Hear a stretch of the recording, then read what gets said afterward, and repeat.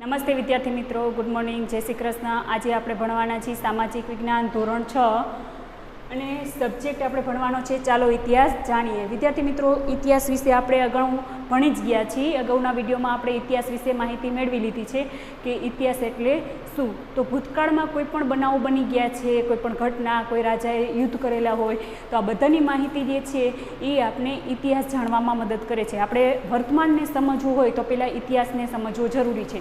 ઇતિહાસની પૂરી માહિતી લઈ અને હાલના આપણા વર્તમાનને સમજી શકીએ છીએ વિદ્યાર્થી મિત્રો. ત્યાર પછી ઇતિહાસ જાણવાના સ્ત્રોતો વિશે પણ ભણી ગયા. તાલપત્રો, ભોજપત્રો, ત્યાર પછી સિક્કાઓ છે, તામ્રપત્રો છે, ત્યાર પછી શિલાલેખો છે એટલે કે અભિલેખો, આ બધા વિશે આપણે ભણી ગયા કે જે આપણા ઇતિહાસ જાણવામાં મદદ કરે છે. ત્યાર પછી વિદ્યાર્થી મિત્રો આપણે અહીંયા સમજવાનું છે સાલવારી વિશે. તો અહીંયા સાલવારી મતલબ સાલવારી આ શબ્દ આવ્યો એટલે એટલો તો ખ્યાલ આવે કે અહીંયા કોઈ સાલનો મતલબ લેવાનો છે, કોઈ સાલ કે કોઈ વર્ષ વિશે વાત થાય છે. તો કોઈ પણ ઘટના આપણે જ્યારે સમજી છીએ ત્યારે એ ઘટનાની સાલ સાથે સંકળાવવું ખૂબ જ જરૂરી છે. એટલે કે કોઈ પણ ઘટના બને છે ત્યારે એને આપણે સાલથી ઉલ્લેખ કરીએ છીએ. એ ઘટનાને આપણે કયા વર્ષે બની ગઈ હતી, કેટલા સમયગાળા પહેલાં બની ગઈ હતી, આવી રીતે એ ઘટનાને આપણે સમજી શકીએ છીએ. તો ખાસ તો જે છે વિદ્યાર્થી મિત્રો, ઇતિહાસમાં જે છે એ સાલનું ખૂબ જ મહત્ત્વ છે. આ ઘણીવાર એક્ઝામમાં પ્રશ્ન આવો પૂછાઈ શકે કે ઇતિહાસમાં શેનું મહત્ત્વ ખૂબ જ છે. તો ખાસ કરીને વિદ્યાર્થી મિત્રો આ એક વાક્યના પ્રશ્નમાં પૂછાઈ શકે કે ઇતિહાસમાં સાલનું મહત્ત્વ ખૂબ જ છે. તો ઇતિહાસમાં પહેલેથી જ કોઈ પણ બનાવ છે, કોઈ ઘટના છે કે કોઈ રાજા મહારાજા વિશેની માહિતી આપણે સમજવી છે. તો એ બધી માહિતી મેળવવી છે આપણે, વર્તમાનમાં એને સમજવું છે. તો પહેલાં એ ઘટના કઈ સાલમાં બની હતી, કયા સમયગાળા પહેલાં બની હતી, કેટલા વર્ષો પહેલાં બની ગઈ હતી, આ બધાની માહિતી હોવી આપણી પાસે જરૂરી છે. તો આના આધારે માહિતી આપણે એનું માર્ગદર્શન કરી શકીએ છીએ, એને સમજાવી શકીએ છીએ કે આ માહિતી જે છે આપણે મળી છે, આટલા વર્ષો પહેલાંની છે, મતલબ આટલા વર્ષો પહેલાં ઘટના બની ગઈ છે. ત્યાર પછી એનું આપણે અર્થઘટન કરી શકીએ છીએ. એટલે કોઈ પણ ઘટનાને સમજવી હોય તો પહેલાં સાલવારી સમજવી અગત્યની છે. તો વિદ્યાર્થી મિત્રો આગળ જોઈએ તો ઘટનાઓ સમય અને સ્થાનની સાથે જ લખી શકાય છે. મોસ્ટ ઇમ્પોર્ટન્ટ બાબત છે કે કોઈ પણ ઘટના બને છે એને સમય અને સ્થાનની સાથે જ લખી શકાય છે. આ ઘણીવાર એક વાક્યના પ્રશ્નમાં પૂછાઈ શકે કે ઘટનાઓ શેની સાથે લખી શકાય છે. આવો પ્રશ્ન પૂછે વિદ્યાર્થી મિત્રો તો આપણે કહી શકીએ કે ઘટનાઓ જે છે એ હંમેશા સમય અને સ્થાનની સાથે જ લખી શકાય. કોઈ પણ ઘટના બની છે તો પહેલાં તો એ કયા સમયે બની છે, કે કેટલા વર્ષ પહેલાં બનેલી છે અને કયા સ્થળે બનેલી છે, એને આધારે આપણે ઘટનાને સમજી શકીએ. ધારો કે વાત કરી છે કે 2001માં ભૂકંપ આવ્યો. આવો કોઈ એક્ઝામ્પલ આપીએ આપણે કે ભૂકંપ આવ્યો તો 2001માં, તો આપણે સમજવો છે 2001નો ભૂકંપ વિશે. તો એ 2001નો જે ભૂકંપ આવ્યો તો આપણે અત્યારે અનુમાન કરી શકીએ કે 2001માં આવો ભૂકંપ આવ્યો તો એની તીવ્રતા આટલી હતી, આ સ્થળે એનું મુખ્ય કેન્દ્ર હતું, તો એ સ્થળ વિશે આપણે માહિતી મળશે કે અહીંયા મુખ્ય કેન્દ્ર હતું તો એ સ્થળે આટલું નુકસાન થયું હશે. તો આ બધાની માહિતી જે છે એ ખાસ તો એ સમય અને સ્થળને આધારે નક્કી કરી શકાય કે જે પણ બનાવ બને છે, જે પણ ઘટના બને છે એને સમય અને સ્થાનને સાથે ખૂબ જ લેવા દેવા છે. મતલબ કહી શકીએ કે ઘટનાઓ જે છે, કોઈ પણ ઘટના બને છે એને આપણે સમય અને સ્થાનને સાથે જ લખી શકાય. આપણે સમયને તારીખ, માસ અને વર્ષ સાથે સાંકળીને સમજી શકીએ છીએ. જેમ કે 20 જુલાઈ 2018ને શુક્રવાર. કોઈ પણ વિદ્યાર્થી મિત્રો વાત કરીએ કે કોઈ પણ ઘટનાને આપણે લખવી હોય તો સૌથી પહેલાં અગત્યની બાબત એ છે કે આપણે ઘટનાને સમજી છીએ તો એને આપણે તારીખ છે, માસ છે અને વર્ષ છે એના આધારે આપણે એનું અર્થઘટન કરતા હોઈએ છીએ. ધારો કે કોઈ આપણે જન્મદિવસ વિશે વાત કરીએ કે મારો જન્મ જે છે એ 26/6/1995માં થયેલો છે. તો આપણે આ જે વાત કરી 26/6/1995 મતલબ 26 તારીખ, 6ઠ્ઠો મહિનો અને 1995ની સાલ. એટલે કે આવી રીતે આપણે એનું અર્થઘટન કરીએ છીએ, એને સમજાવી શકીએ. એટલે કોઈ પણ ઘટના બની છે 26/6/1995માં મારો જન્મ, એટલે કે જે ક્રિયા, જે જન્મની ક્રિયા હતી એ આ સમયગાળા દરમિયાન બની હતી. મતલબ તે 26 તારીખે 6ઠ્ઠો મહિનો અને 1995. તો આ બાબત જે છે એ ખૂબ જ અગત્યની છે કે કોઈ પણ ઘટના જે છે એ આપણે સમય સાથે લખી શકીએ છીએ, એના તારીખ, માસ અને સમયને સાથે સાંકળીને એને સમજી શકીએ. ખ્રિસ્તી ધર્મના સ્થાપક ઈસુ ખ્રિસ્તના જન્મને દુનિયામાં કાળગણના સાથે જોડવામાં આવે છે. ખાસ વિદ્યાર્થી મિત્રો ઇમ્પોર્ટન્ટ બાબત છે. જ્યારે આપણે અહીંયા સાલવારી વિશે ભણીએ છીએ તો ખાસ તો જે ભગવાન ઈસુ ખ્રિસ્ત વિશે આપણે વાત કરી છે, તો ખ્રિસ્તી ધર્મના એક સ્થાપક તરીકે આપણે ઈસુ ખ્રિસ્તને ઓળખીએ છીએ, જે એક ભગવાન તરીકે પણ આપણે એને બિરુદ આપી ચૂક્યા છીએ. તો જ્યારે ભગવાન ઈસુ ખ્રિસ્તનો જન્મ થાય છે ત્યારથી એવું કહેવાય છે કે ઈસવીસનની શરૂઆત થઈ છે. તો જ્યારથી ઈસુ ખ્રિસ્ત જૈનમાં છે ત્યારથી ઈસવીસનની શરૂઆત થઈ. તો ઈસવીસનની શરૂઆત ત્યાંથી, ઈસવીસન એટલે કે સાલવારી જેને આપણે કહીએ, ઈસવીસન એ પહેલી સદી, બીજી સદી, ત્રીજી, ચોથી, પાંચમી, આવી રીતે આપણે સદીઓને ઓળખીએ. તો ઈસવીસનની શરૂઆત થઈ તો એ જન્મ ઈસુ ખ્રિસ્તનો થયો ત્યારથી. તો એના પહેલાંના જે બધા વર્ષો હતા એ ઈસુ ખ્રિસ્તના પૂર્વે કહેવાય, એટલે કે ઈસુ ખ્રિસ્તના જન્મ પહેલાંની સદી.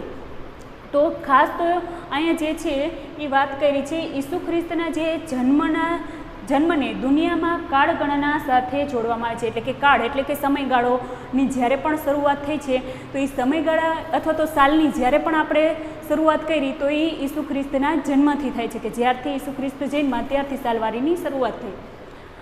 આપણે ઈસવીસનને અંગ્રેજીમાં એનો ડોમિની એટલે કે ઈસુ ખ્રિસ્તના જન્મ પછીના વર્ષો એમ કહીએ.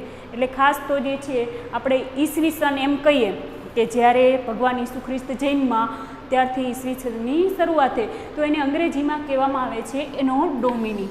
તો એનો ડોમિની જે છે એને આપણે ઈસવીસન કહીશું. આવો પણ પ્રશ્ન એક વાક્યમાં ઘણીવાર પૂછાઈ શકે વિદ્યાર્થી મિત્રો કે ઈસવીસનને અંગ્રેજીમાં શું કહે, તો ખાસ તો એનો ડોમિની કહે. તો એનો ડોમિની એટલે ઈસવીસન અથવા તો ઈસવીસન એટલે એનો ડોમિની, આવું પણ કહેવામાં આવે છે વિદ્યાર્થી મિત્રો. એક વાક્યના પ્રશ્નમાં ઘણીવાર પૂછાઈ શકે છે કે ઈસવીસનને અંગ્રેજીમાં શું કહે, તો એનો ડોમિની કહે છે. ખાસ તો વિદ્યાર્થી મિત્રો અહીંયા વાત કરી છે કે આપણે ઈસવીસન અંગ્રેજીમાં એનો ડોમિની જે કહેવામાં આવે છે એટલે કે ઈસુ ખ્રિસ્તના જન્મ પછીના વર્ષો એમ કહેવાય. એટલે ખાસ વિદ્યાર્થી મિત્રો ઇમ્પોર્ટન્ટ બાબત છે કે જ્યારે ભગવાન ઈસુ ખ્રિસ્તનો જન્મ થાય છે ત્યારે એને ઈસવીસનની શરૂઆત થઈ એમ કહેવાય. એટલે કે ત્યારથી ઈસવીસનની શરૂઆત થઈ એટલે કે એને આપણે ઈસવીસન કહીએ છીએ. આવું પણ કહેવાય ઈસવીસન, એટલે કે ઈસુ ખ્રિસ્તનો જન્મ થયો ત્યારથી ઈસવીસનની શરૂઆત થઈ એટલે ઈસવીસન, અંગ્રેજીમાં એને એનો ડોમિની કહેવામાં આવે છે. તો ત્યાર પછીના વર્ષો જે છે ઈસુ ખ્રિસ્તના જન્મ પછીના એ ઈસવીસનની પહેલી સદી, બીજી સદી એવી રીતે આપણે કાળગણના કરી શકીએ છીએ. તો અહીંયા એક ગ્રાફ આપને આપેલો છે વિદ્યાર્થી મિત્રો કે ઈસુ ખ્રિસ્તનો જે જન્મ થાય છે એને આપણે ઈસવીસન કહીએ છીએ.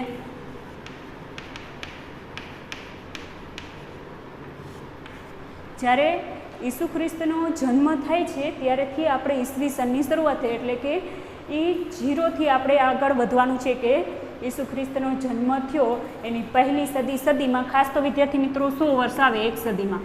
તો ઈસુ ખ્રિસ્તની પહેલી સદી છે, ત્યાર પછીની બીજી સદી, ત્રીજી સદી, ચોથી સદી અને પાંચમી સદી. તો ઈસુ ખ્રિસ્તના જે જન્મ પહેલાં જે છે જ્યારે સદી બોલાતા હતા, આપણે ઘણીવાર એવું બને કે ઈસુ ખ્રિસ્તના પહેલાંના સમયગાળામાં કંઈ પણ બન્યું છે એને દર્શાવવું હોય તો કઈ સદી આપણે કહીએ, તો એને કહેવાનું ઈસુ ખ્રિસ્તના જન્મ પૂર્વે એટલે કે પહેલાં. ઈસુ ખ્રિસ્તના જન્મ પહેલાંની પહેલી સદી છે, બીજી સદી છે, ત્રીજી સદી, ચોથી અને પાંચમી સદી. એટલે કે આ ઈસુ ખ્રિસ્તનો જ્યારે જન્મ થયો તેના પૂર્વે આપણે ઈસવીસન પૂર્વે એટલે કે ખાસ વિદ્યાર્થી મિત્રો ઇમ્પોર્ટન્ટ બાબત છે કે ઈસુ ખ્રિસ્તનો જ્યારે જન્મ થાય છે તેને આપણે ઈસવીસન કહીએ. તો ઈસવીસન પછી જે ઘટના બની પહેલી સદીમાં, બીજી સદીમાં કે ત્રીજી, ચોથી, પાંચમીમાં, તો એને આપણે એનો ડોમિની કહીશું. એટલે કે એના પછીની સદીમાં આ બધું બની ગયું. તો એના પહેલાં બનાવ્યું હોય એને આપણે દર્શાવવા માટે ઈસવીસન પૂર્વે આગળ લખશું. આવું પણ કહેવાય કે ઈસવીસન પૂર્વે એટલે કે ઈસવીસન પૂર્વે એટલે કે ઈસુ ખ્રિસ્તના જન્મ પહેલાં કાંઈ પણ બનેલું હોય તો ઈસવીસન પૂર્વે લખાય, જેને અંગ્રેજીમાં કહેવામાં આવે બિફોર ક્રિસ્ટ. એટલે કે બિફોર એટલે પહેલાં અને ક્રિસ્ટ એટલે કે ઈસુ ખ્રિસ્તના જન્મ પૂર્વે એવું પણ કહી શકીએ. એટલે ઈસવીસન પૂર્વે પહેલી સદી, બીજી, ત્રીજી, ચોથી અને પાંચમી. વિદ્યાર્થી મિત્રો અહીંયા વાત કરી છે કે સાલવારીને એડીને બદલે સી અને બીસીને બદલે બીસીઈ તરીકે પણ લખવામાં આવે છે. મોસ્ટ ઇમ્પોર્ટન્ટ બાબત છે વિદ્યાર્થી મિત્રો. આવું પણ એક્ઝામમાં પૂછાતું હોય કે સાલવારીને અથવા ઈસવીસનને અંગ્રેજીમાં શું કહીએ તો એનો ડોમિની, આવો પ્રશ્ન ઘણીવાર પૂછાતો હોય. તો ખાસ વિદ્યાર્થી મિત્રો એડી એટલે તો આપને ખબર પડે છે કે એડી એટલે ઈસવીસન ગુજરાતીમાં અને અંગ્રેજીમાં એને એનો ડોમિની કહેવાય. અને ઈસવીસન ક્યારથી શરૂઆત થઈ તો ભગવાન ખ્રિસ્તુના જન્મથી.